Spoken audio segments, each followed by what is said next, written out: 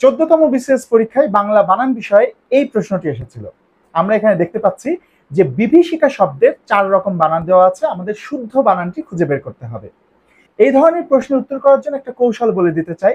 মনে রাখবেন, যদি কোনো শব্দের মধ্যে পাশাপাশি তিনটা ইকার থাকে তাহলে এই তিনটা ইকার সাধারণত এইভাবে হয়: রস্যই, দীর্ঘই, রস্যই।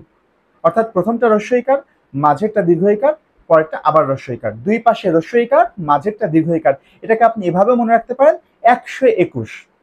1 বলতে রস্যইকার বুঝবো, 2 বলতে দীর্ঘইকার বুঝবো। তাহলে 121 মানে কি? সামনে এবং পেছনে 1 মানে সামনে এবং পেছনে রস্যইকার আর মাঝখানেরটা দীর্ঘইকার হবে। অর্থাৎ এই প্রশ্নটির উত্তর হবে খ নম্বর অপশনে যেটি আছে সেটি। অর্থাৎ এর বানানটি হবে বয় রস্যইকার, ভয়ে দীর্ঘইকার, মূর্ধন্যশয় রস্যইকার, কয় আকার, বিভীষিকা। তাহলে আরো একবার বলে দিচ্ছি, পাশাপাশি তিনটে ইকার থাকলে দুই পাশে রস্যইকার আর মাঝখানেরটা দীর্ঘইকার হবে।